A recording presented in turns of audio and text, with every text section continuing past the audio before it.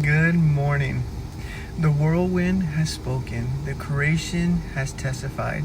Behemoth stood unshaken, Leviathan swarm untouched. Now, in Job 42, the dust finally replies to the divine, and this is not the end of Job's suffering, it's the beginning of his restoration.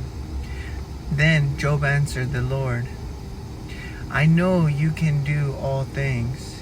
No purpose of yours can be thwarted.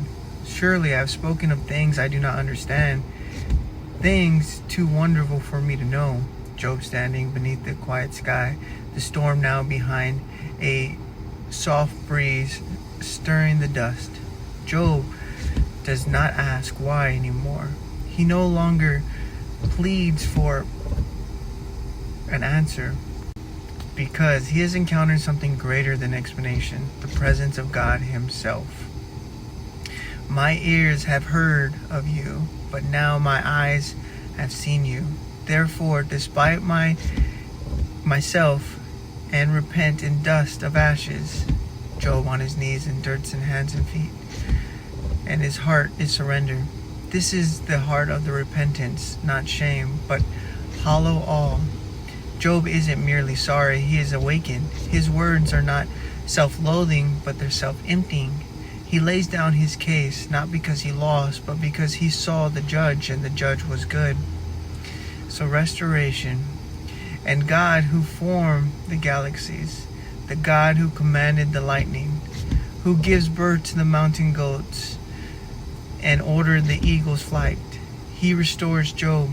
Not because Job earned it, but because Job was perfect.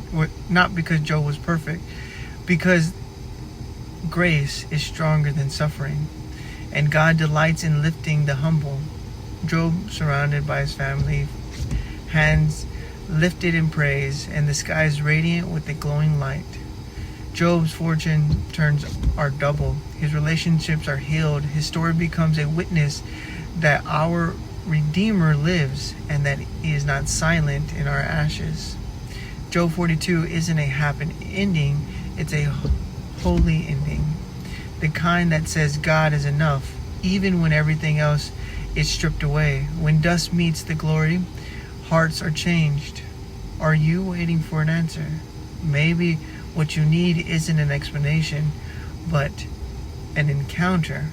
Lay down your case, worship in your dust, and trust the one whose wisdom spans the stars and yet near to your heart. If this blessed you, share it with someone, and let others see what happens when suffering bows before the glory of God. You have a blessed, wonderful day, and we completed the book of Job, and on to the next book in the Bible. Have a blessed day.